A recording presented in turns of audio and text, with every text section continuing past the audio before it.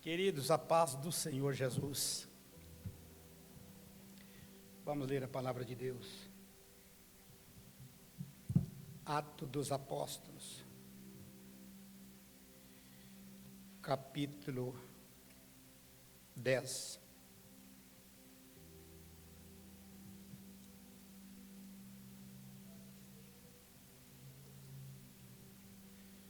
Verso de número 42. Atos dos Apóstolos, capítulo 10, versículo de número 42.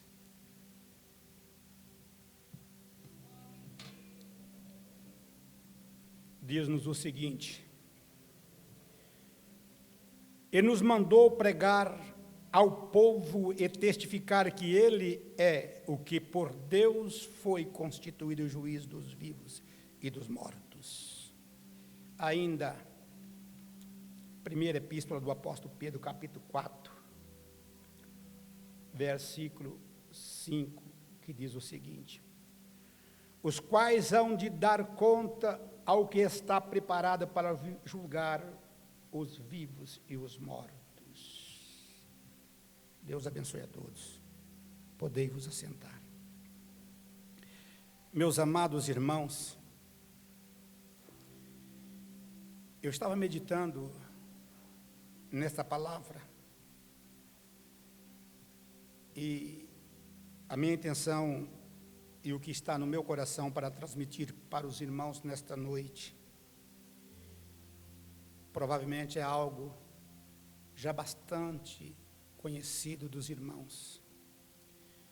Eu não posso deixar de crer que os irmãos, pelo tempo que são crentes, salvos, lavados no sangue de Jesus e frequentam a nossa igreja, eu não posso deixar de maneira alguma de acreditar que vocês já tenham conhecimento do que eu vou vos dizer nessa noite. Porém, é necessário que nós tenhamos sempre o cuidado de estarmos relembrando os ensinamentos da Escritura Sagrada que já nos foram transmitidas, que já nos foram ensinadas pelos nossos pastores, porque, como diz o apóstolo Paulo a uma das igrejas que ele estava escrevendo, e se eu não me engano é a igreja de Filipe, que ele não se cansavam de dizer a eles a mesma coisa: não podemos ter de maneira alguma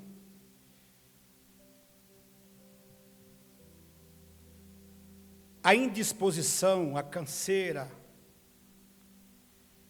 a falta de vontade de transmitir aquilo que é, sem dúvida alguma, a bússola que nós procuramos seguir e prosseguir e caminhar em direção do alvo que nos está proposto. Nós temos uma necessidade muito grande. Pode colocar, obrigado. Porque, meus amados irmãos,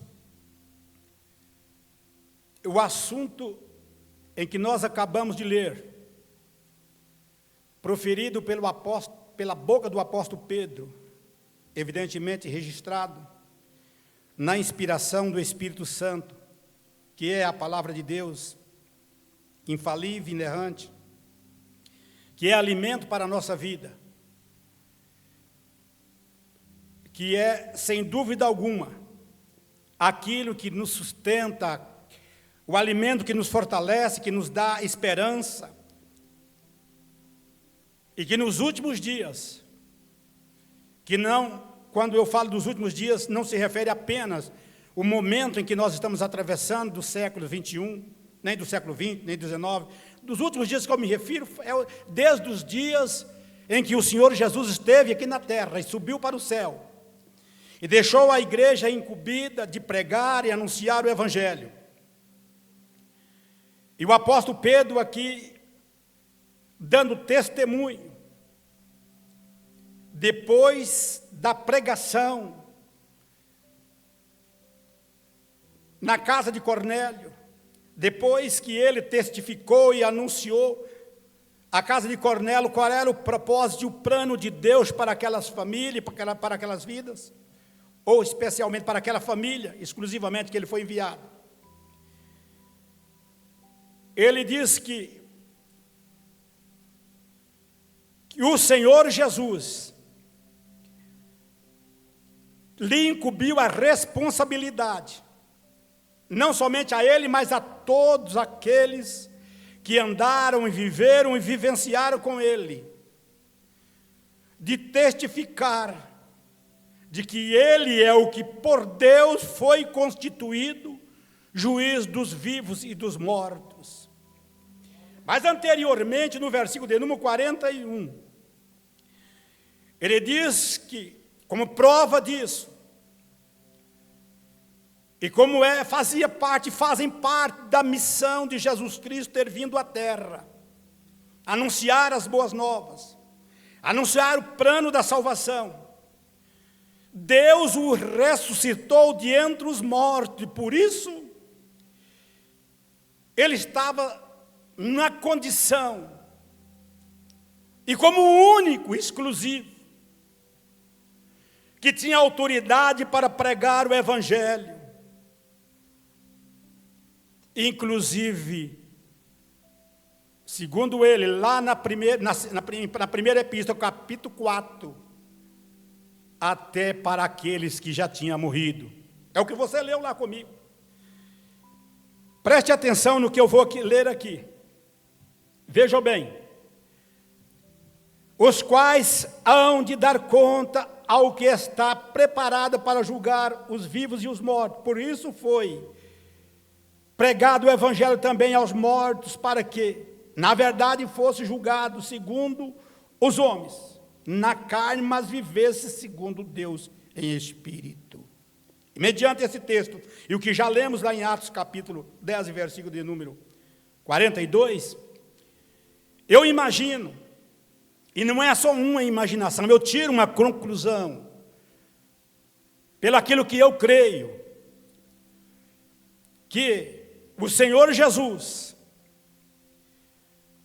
ao ressuscitar dos mortos, como ele disse, é-me dado todo o poder no céu e na terra. Ele tem pela frente julgamentos a ser realizados sob a sua responsabilidade e sob o seu poder, que foi conferido por Deus, pelo Pai, que está acima, está além dos nossos pensamentos e dos nossos limites de raciocínio. Porque, irmãos, pregar, chamar a juízo vivos, eu sei como explica isso. Os mortos que se referem também àqueles que estão mortos, mas que ressuscitarão pelo menos junto com a igreja, por ocasião do arrebatamento, os mortos ressuscitarão. E primeiro, é rápido, é num instante. Antes de nós encontrarmos com o Senhor, antes de sermos transformados, os mortos ressuscitam rapidamente, é uma fração de segundo, é uma coisa inexplicável. Eu só sei dizer que a minha Bíblia, a nossa Bíblia diz que os mortos ressuscitarão primeiro e jamais precederemos os que dormem. Então é um negócio lindo, glorioso, é uma ação que só Deus pode fazer e também só Ele pode explicar. Mas pregar o Evangelho para perdidos, quando a longanimidade de Deus esperava nos dias de Noé, Jesus descer as partes mais baixas, lá no abismo, lá no inferno. Você pode querer me perguntar, pastor, quando ocorreu isso? Não me pergunte que eu não posso explicar. Se foi naquele intervalo quando ele desceu à sepultura, E ele entregou o Espírito ao Pai, e aí Espírito ele desceu lá, porque Espírito é vivo, Espírito não morre. A carne morre, a carne vai e desce à sepultura, o corpo é desfeito, mas o Espírito ele diz, Pai, nas tuas mãos entrego o meu Espírito. E para o ladrão que estava ao teu lado, ele disse o seguinte, hoje mesmo, maravilha, estarás comigo no paraíso. Podia ter escolhido um sacerdote, podia ter escolhido um escriba, um homem bom na caneta, interpretador da lei. Podia ter escolhido alguém, talvez, daquelas maiores autoridades. Tinha gente de autoridade indiscutível, que até já teria uma possibilidade de partir para a eternidade com Jesus, estava salvo. No caso do José de Arimateia, por exemplo, o senador, ele é um crente, salvo na pessoa de Jesus. Jesus não, quem vai comigo hoje é um senador. E Jesus chamava, sobe comigo. Não, ele falou assim, eu vou chamar um ladrão, eu quero um criminoso, eu quero inaugurar o paraíso, é com esse homem aqui. E é difícil ter uma explicação para algumas coisas. Mas uma coisa eu sei, que o juízo de Deus, o julgamento final e o julgamento dos crentes, evidentemente, terá julgamento para todos os seres humanos. Virá, e todos eles terão que comparecer diante do Senhor Jesus. Eu não vou dizer que seja por esta ocasião, mas pelo menos Paulo escrevendo aos Filipenses, no capítulo 2, versículo de número 9, se eu não me engano, ele diz que todo joelho terá que se dobrar um dia, toda língua confessará. Eu imagino que não tem nada a ver com a ocasião do julgamento dos cristãos, que é o primeiro assunto, ou seja, é a primeira coisa que eu vou me referir aqui depois dessa introdução. Mas que todo joelho terá que se dobrar um dia diante dele, eu não tenho nenhuma dúvida, eu tenho certeza, eu creio na Bíblia, eu creio na palavra de Deus, e que toda língua irá confessar de que Ele é o Senhor, é o Salvador, que Ele é Deus, que Ele é o Senhor Todo-Poderoso, para a glória de Deus Pai, eu tenho certeza.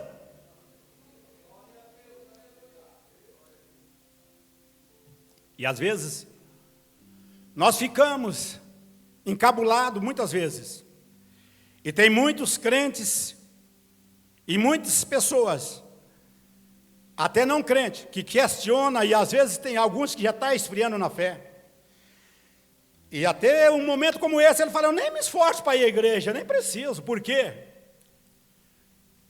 Eu analiso, eu estou na igreja terça, vou quinta, vou sábado, vou domingo, vou na escola dominical, e o pastor está sempre nos ensinando, está sempre nos orientando, está sempre nos pedindo para que nós venhamos à igreja, que nós vamos à igreja, para nós irmos à igreja, porém, não vejo diferença na minha vida, e às vezes o ímpio, de uma forma ou de outra, está prosperando e crescendo, e vivendo uma vida bem melhor, e eu estou precisando de cuidar da minha vida nos meus particulares.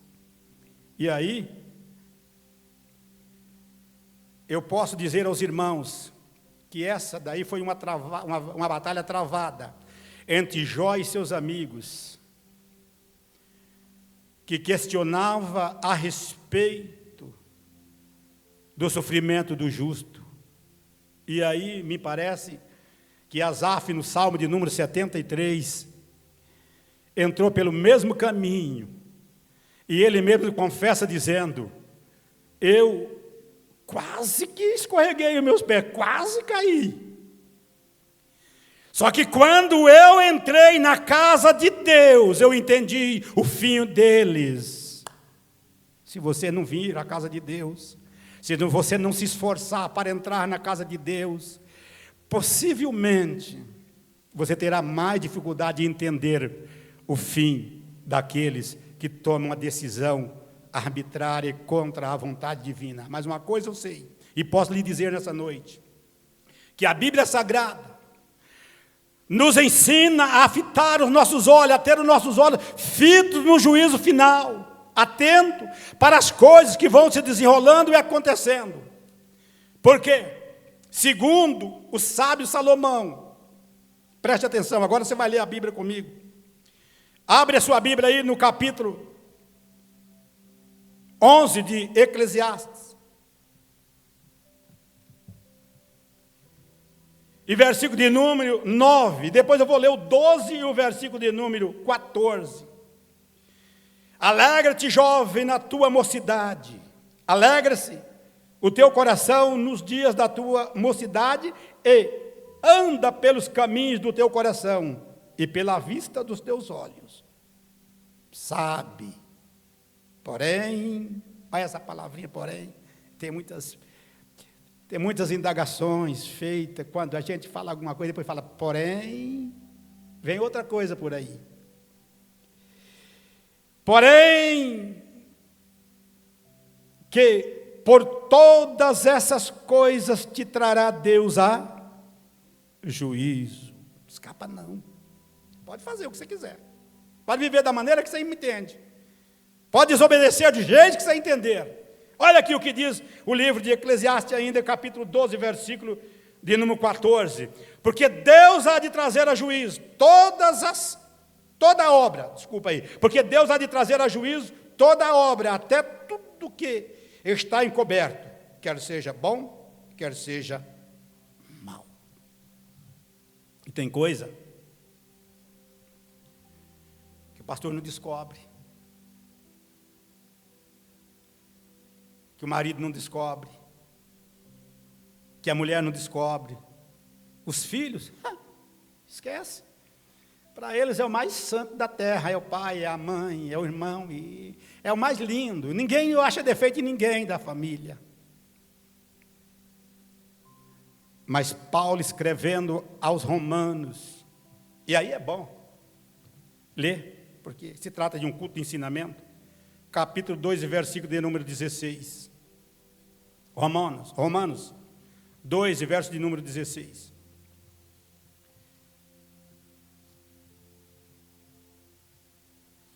Diz assim, preste bem atenção. No dia em que Deus há de julgar o segredo dos homens por Jesus Cristo, segundo o meu evangelho. Pastor, o que é isso? É que nós imaginamos que por sermos um ser livre, criado à imagem e semelhança divina, e depois de termos a certeza e a garantia,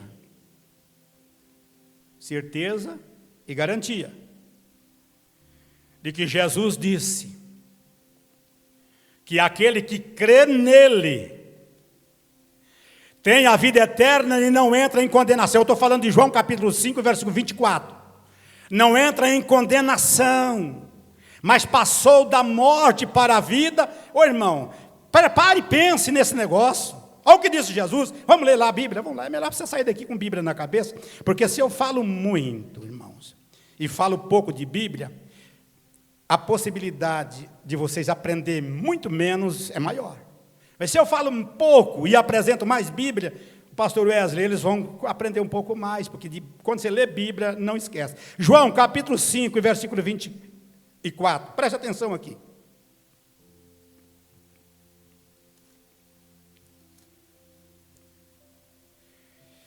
Na verdade, vos digo que quem ouve a minha palavra e crê naquele que me enviou, tem a vida eterna e não entrará em condenação, mas passou da morte para a vida. Não entrará em condenação.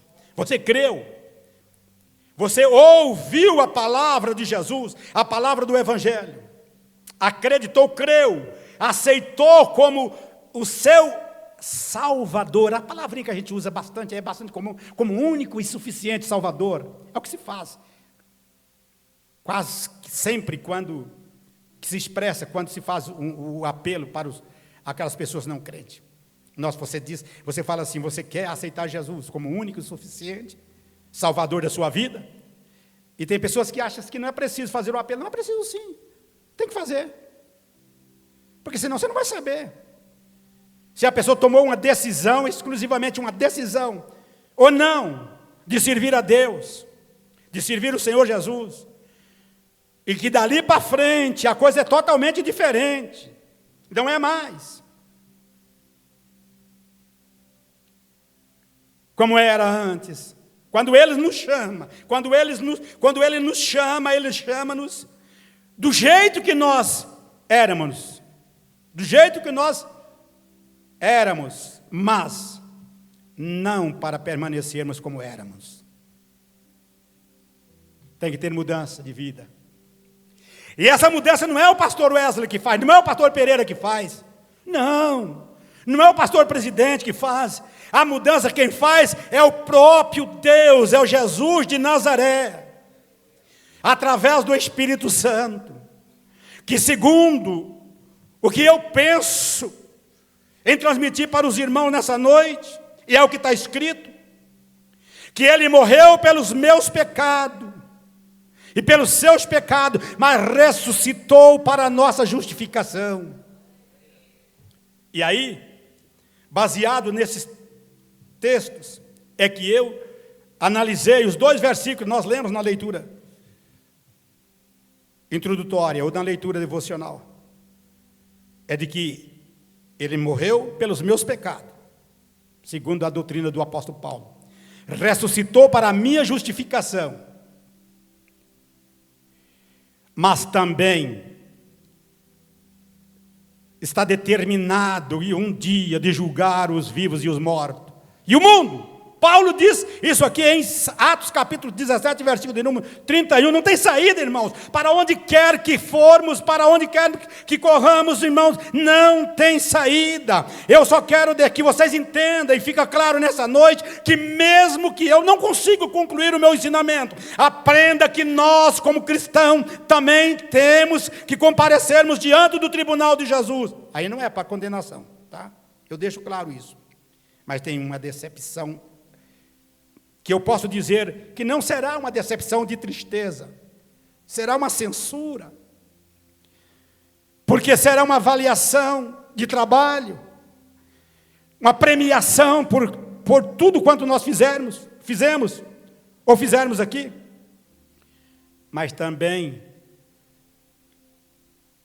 um prejuízo por aquilo que nós deixamos de fazer. Aliás, deixa eu concluir aqui esse versículo 31. Capítulo 17, 31.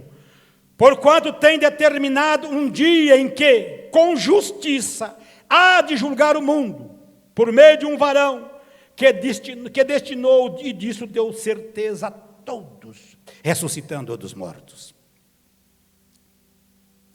Então Jesus morreu exatamente para nos salvar. Ele morreu pelos nossos pecados, ressuscitou para a nossa justificação.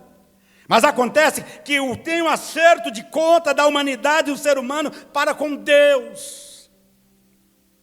E como eu li lá em Eclesiastes, capítulo 12, versículo de número 14, nem que seja aquilo que você fez, que foi só de bom, mas eu acredito que não tem como. Ninguém não vai apresentar, isso aí é uma crença particular, não tem um ser humano que possa chegar diante de Deus e apresentar só boas obras, boas qualidades. Pastor, mas as más obras, as más qualidades, você não vai ser condenado por isso, se você é salvo, não. Eu já disse que Jesus diz que você foi justificado pela fé, e você creu nele, por crer você foi justificado, e você não vai entrar em condenação. Mas a grande verdade é, que mesmo que os seus pecados foram perdoados, e você talvez nunca não ouviu isso aí, você vai ouvir agora, que vai passar como se fosse um filme diante da sua mente, da sua consciência, porque a consciência não morre. Não, pelo menos nós temos que entender que se você tem uma consciência pura, uma consciência limpa diante de Deus, ela permanece viva. E mesmo os que têm consciência pesada e consciência tenebrosa, escura, que lá Do outro lado do abismo, que Lázaro estava de um lado, segundo o que Jesus diz, que o Lázaro foi para o seio de Abraão e o rico desceu e foi sepultado, indicando que ele foi para o Hades, foi para o inferno, e que Lázaro foi para o paraíso. Pelo menos a interpretação é essa. E ele disse: manda, pai Abraão, que Lázaro molhe a pontinha do dedo. Eu aqui bebo de garrafa, lá ele bebe, ele queria só a pontinha do dedo. Então o negócio é bem crítico meu. Eu tenho 2 garrafas aqui, e mais uma tacinha de um lado aqui. Eu bebo tanto de água que eu quiser aqui, tranquilo, sossegado. Me refrigero aqui tranquilamente até terminar o culto, sem nenhuma dificuldade. Ele precisava só que Lázaro molhar, só. Para e pensa nisso aqui. Só a ponta do dedo e venha refrescar a minha língua aqui, que eu estou em grande tormento. Que tristeza, se você pensasse nisso. Pare e analise bem, você sai daqui nessa noite pensando, eu vou ficar crente. Eu vou servir a Deus. Tem saída não. E Lázaro, tranquilo, sossegado, e ele lá em grande tormento, pedindo socorro. Mas você tem que entender, você precisa saber que tudo vai ter que acertar diante de Deus, detalhe por detalhe. E mesmo que você fez alguma coisa de bom, vai passar diante de... A Bíblia fala assim, de livros e mais livros, aqui, mas não é livro, deixa eu explicar para os irmãos aqui. Deus não vai utilizar de papel, é a onisciência divina, e a imutabilidade de Deus, que é imutável, Ele não muda. E Ele vai fazer as coisas vir às claras. Ele vai fazer as coisas e se revelando. E você vai vendo e fala, não. Ele fala, mas você cometeu ou não cometeu? Está aí. Aí para o Tião ele fala assim, você cometeu ou não cometeu, Tião, isso aqui? Cometi. Ele fala, está vendo como ele está perdoado? Fala para o ímpio aqui à sua esquerda, um exemplo, tá? Você está vendo? Você poderia ter, ele foi perdoado, está justificado. Ele cometeu, ele pecou, ele errou. Mas só que eu o justifiquei, é por isso que ele ressuscitou para a nossa justificação. Ele está completamente justificado, não me deve absolutamente nada. Além do mais, olha para ele, olha a veste dele, é branca, é considerada justiça. E a sua? Aí, o ímpio, do outro lado, o perdido, não tem explicação para ele, mas ele falou assim, está vendo o seu? Você não tem perdão, você não quis, você não aceitou, você não creu. E assim sucessivamente. Então, um exemplo que eu estou dando aqui, para entendermos o que é o julgamento. Porque, diante do julgamento das nações, aí, julgando vivo, literalmente, o texto sagrado de Mateus, capítulo 25, versículo de 31 ao 46, diz que ele vai chamar, no versículo 31 e 32, ele vai chamar a si todas as nações. E ali é o julgamento das nações. Uns eles vai dizer que aqueles que estão à sua direita, vindos benditos do meu Pai, possuir o reino que vos está preparado desde a fundação do mundo. Mas o que tiver à sua esquerda, apartai-vos de mim, malditos, para o fogo eterno preparado para o diabo e seus anjos. Julgamento dos vivos. Então tem fundamento teológico que nós acabamos de ler do apóstolo Pedro em Atos capítulo 10, versículo 42, e 1 Pedro, capítulo 4, verso 5. Ele é juiz dos vivos e dos mortos. E o salvo em Jesus. Do lado de Jesus. E aí, com um privilégio maior. Além de glorificado, vou tirar teu óculos. Galardoado, coroa. Tá bom, alguns dizem que não é coroa, mas não tem uma outra linguagem. Paulo não achou uma linguagem mais apropriada para esse tipo de galardão, de recompensa. Ele falou de coroa. Então eu olho para o Wesley lá e ele está de coroa, linda coroa. Ah, tá, deixa eu explicar para vocês. Pastor, todos serão a mesma coisa? Não.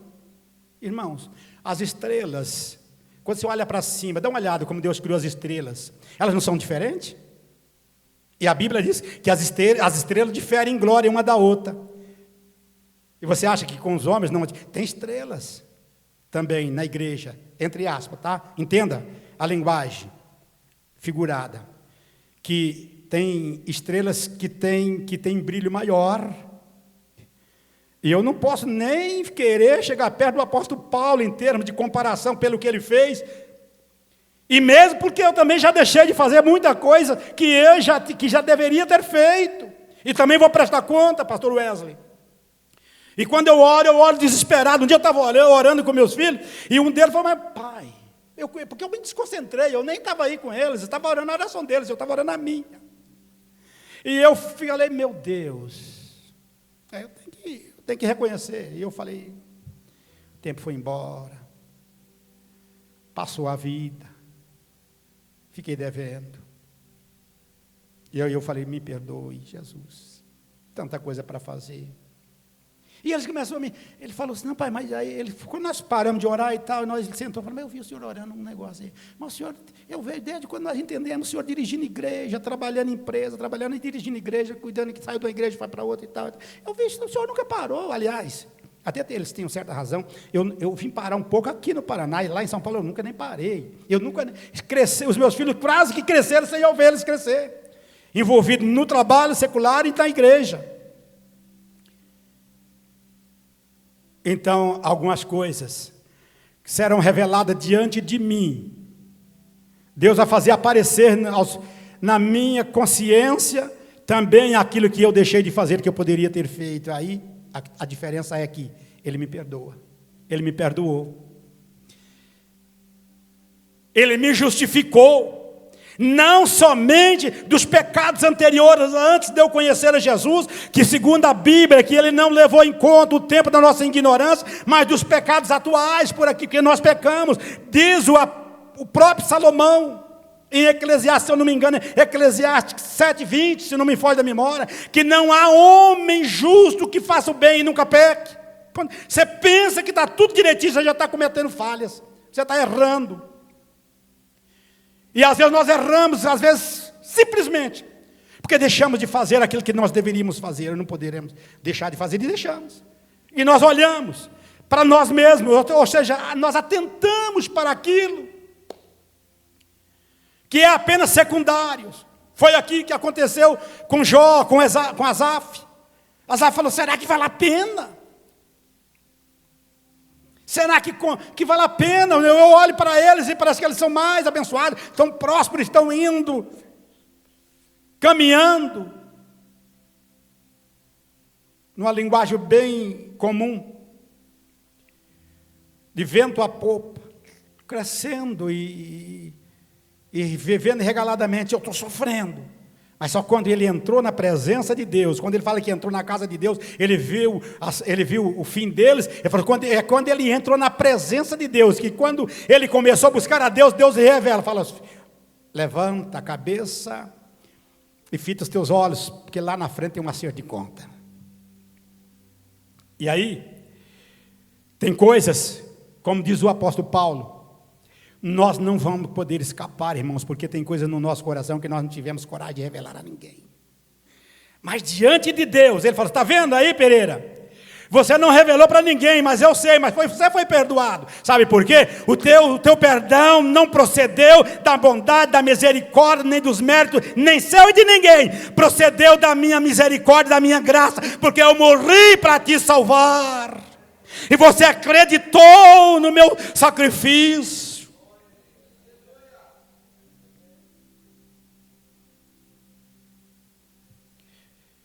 Mas que nós vamos um pouquinho mais além agora, para me terminar, já está dando a hora.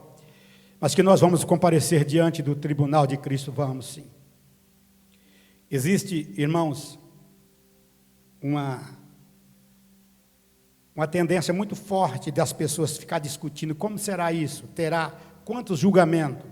A Bíblia fala, pelo menos para nós, na nossa linha de raciocínio e na nossa crença, na escatologia que nós pregamos e ensinamos, pelo menos 3, e uma delas é o primeiro julgamento que vai acontecer, é o julgamento dos salvos, que é antes de entrar nas bodas do Cordeiro.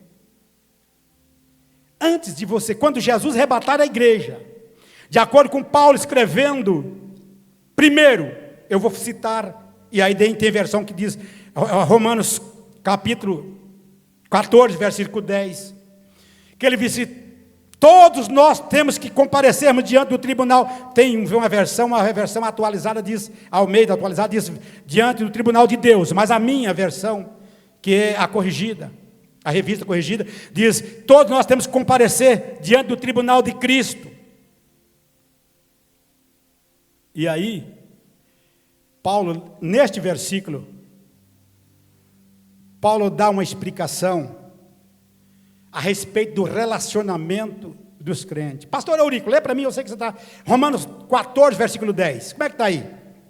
E nisso aqui eu dou um golinho de água aqui.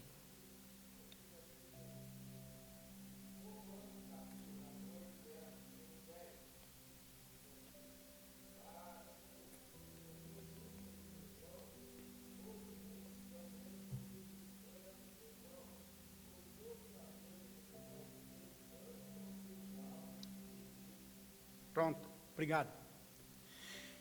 O outro texto sagrado, esse vocês conhecem, por isso que eu disse no começo, quando eu estava dando uma introdução, que os textos, ou seja, o ensinamento que eu vou transmitir para os irmãos é muito conhecido, é muito familiar aos irmãos, vocês conhecem isso aqui, na escola dominical, culto de doutrina, os pastores têm ensinado muito, faz parte da doutrina do ensinamento da igreja do Senhor para essa última hora, que precede o arrebatamento da igreja.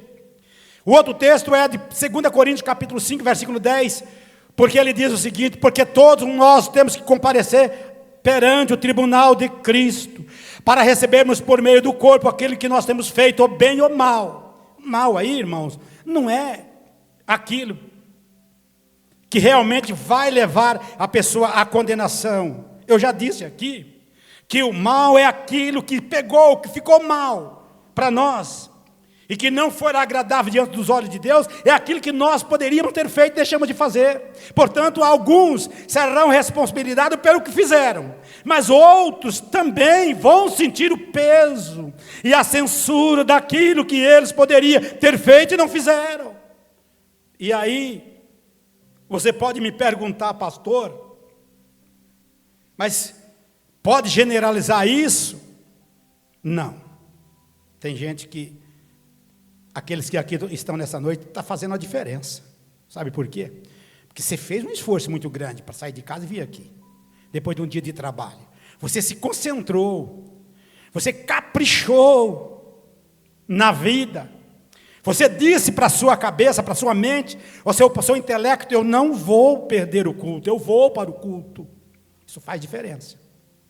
No dia em que Deus vai chamar a prestação de conta, todos nós, e isso em ocasiões que os ímpios não vão ter a oportunidade de falar absolutamente nada, porque nem vão estar presentes, só um crente olhando do outro, diante do tribunal de Cristo, isso vai fazer a diferença. Tem crente fiel, e eu sei o que eu tenho de perder, o que eu preciso perder, estou disposto a deixar para trás, para cumprir o meu chamado e o meu ministério. Você deve saber também o que lhe custa essa renúncia, mas vale a pena, porque Deus nos irá recompensar, com certeza absoluta, não tenha dúvida.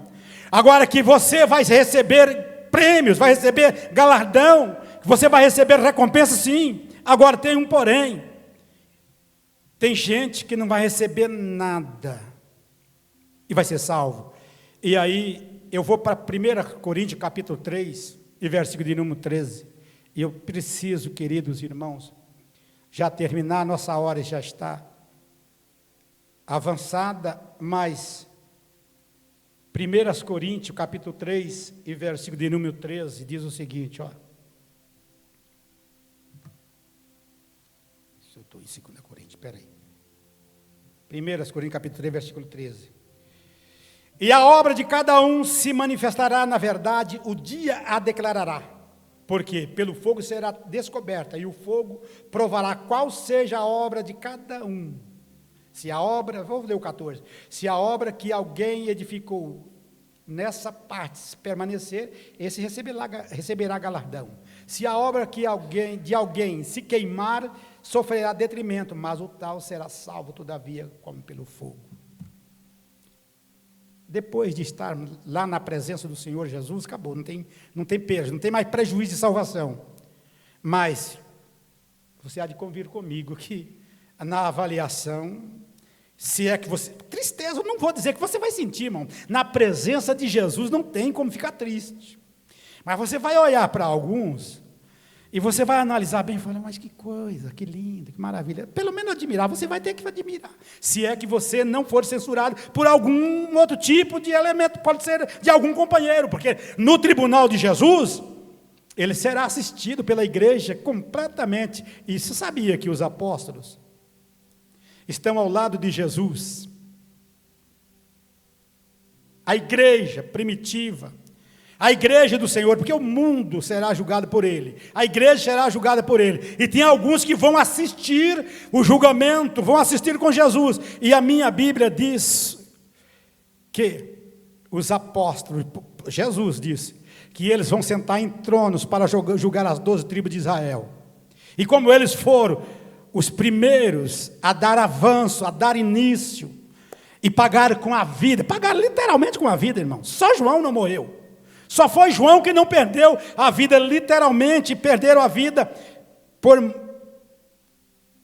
mártires, na verdade, né? Não foi morto. Todos os demais foram mortos. Foram mortos, decapitados. Paulo foi decapitado, Pedro foi decapitado, todos foram decapitados, morreram muita gente. Mas João morreu naturalmente, porque mesmo tentaram matar dentro de uma fornalha assado lá, torrado dentro de um tacho de azeite, não conseguiram. Irmãos, eu imagino assim, mesmo a Bíblia não dizendo aqui, se esses homens estiverem ao lado de Jesus, não tem desculpa para ninguém. Não tem desculpa para ninguém, pastor Onivaldo. Chegar e falar, não fiz porque o tempo não me permitiu, eu não fiz porque não deu, eu não fiz porque eu trabalhei demais, eu não fiz porque o estudo não permitiu, eu não fiz porque não me deram oportunidade, e eu não fiz porque... E aliás, agora está surgindo uma onda aí, que agora quem está pagando caro é os pastores. É porque eu me escandalizei com o pastor por causa disso, por causa daquilo. Está difícil. Aí ele fala, não, mas aqui não tem isso não. Eu perdi, foi a cabeça. Aí Jesus falou, mas mostra para ele aí, Pedro. Que jeito que você morreu? Ele falou, eu me pendurar de cabeça para baixo lá, porque eu não queria morrer de cabeça para cima, não era digno de receber uma crucificação semelhante à do meu Senhor. Me pendurar de cabeça para baixo mesmo, tá bom demais, olha onde eu estou. Por que você não quis sofrer? E aí, mas não tem desculpa não. É por isso, é que eu fico meio assim intrigado, falo, mas o que nós vamos fazer, irmão? Não tem nada, deixa eu encerrar aqui. O escritor aos Hebreus diz o seguinte, capítulo 4, versículo 13, que todas as coisas estão nuas e patentes diante dos olhos daquele com quem nós temos de tratar. Irmão, se eu tenho que tratar esse negócio é com ele, eu vou arrumar desculpa para quê? E esse texto que você leu, pastor Eurico, fala exatamente do relacionamento dos crentes um com o outro. Se você quiser repetir, pode repetir, porque eu vou encerrar mesmo, não vou nem prosseguir. Pode repetir esse texto aí. E tem uns crentes que têm um mau relacionamento. Eu fico triste com alguns cristãos que ficam falando da vida do outro. Eu fico triste, mas uma tristeza mesmo. Eu não considero, na verdade, como eles me consideram. Eu considero eles como os crentes, salvo, não tem problema. Mas eles não me consideram crente. Mas quando pega, eles de boa, debulha. Eles falam até dizer chega, não tem palavras. E esses crentes, essas pessoas, preste atenção aí, ó. Mas tu, por que julga o teu irmão? Romanos 10, 14. Só para me encerrar. E esse tipo de relacionamento, irmão, nós precisamos tomar cuidado, cultivar. Nós precisamos tomar cuidado e cultivar um melhor relacionamento um com os outros. Porque a coisa vai ficar difícil demais. Presta atenção aí. 14, 10, né? É 14, 10. Diz assim, ó, pode ler aí, pastor, que eu vou, se for preciso repetir, recapitular o versículo, pode ler.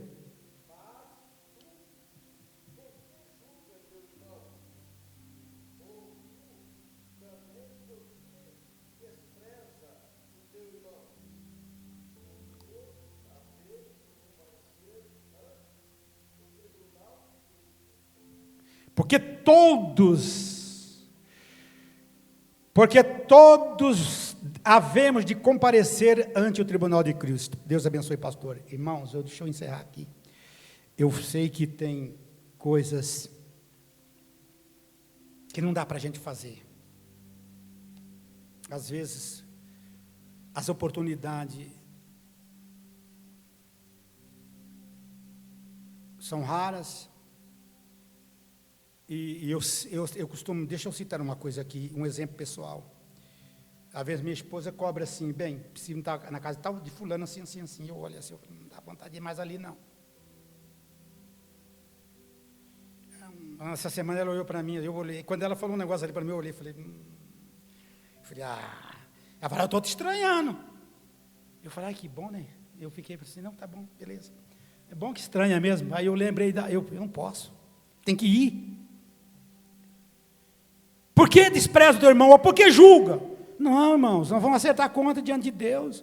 Eu me lembro da Bíblia, da palavra, não vou sim, não posso deixar de ir. Tem lugar, irmão, eu já entrei em lugar aí, de estar juntando mosca, irmãos, e eu falei, meu Deus, como é que eu faço com um negócio desse? Eu tenho que vir aqui. Temos que vir aqui. E precisamos, umas 2, 3 vezes, não deu resultado, porque a pessoa não quis. Eu falei, meu Deus, mas eu não posso. Aqui, ó, diante desse versículo que você leu aí, eu vou ser julgado, eu não vou ser condenado, mas eu posso deixar de glorificar a Deus. Eu posso deixar de receber coisas que eu poderia receber, ou que eu posso receber. Moisés não perdeu a salvação, mas deixou de receber coisa que ele poderia ter recebido, deixou de entrar na terra prometida, só porque na hora que ele deixou de fazer aquilo que Deus queria que ele fizesse, de glorificar a Deus diante de Israel, da nação de Israel, ele falhou, e Deus falou assim, você não entra na terra. Ainda bem que isso não representa, em relação à nossa salvação, não representa nada, nós não vamos perder a salvação, quem nos garante a nossa salvação é Jesus, mas você pode perder algumas bênçãos, você pode perder alguns privilégios, algumas coisas ainda nessa vida, porque você negligencia algumas coisas sérias, que você precisa de fazer, como Deus lhe mandou fazer, como Deus nos manda fazer, e nós torcemos e vamos fazendo da maneira que nós queremos, do nosso jeito, não pode.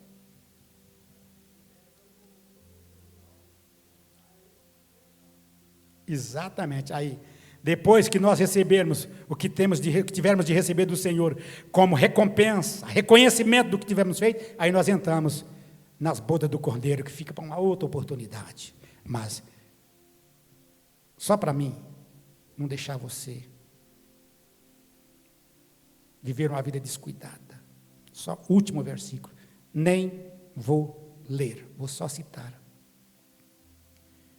Lembre que próprio Jesus disse em Mateus 12:36 que toda palavra ociosa ou frívola que os homens vos disseram, hão de dar conta dela no dia de juízo.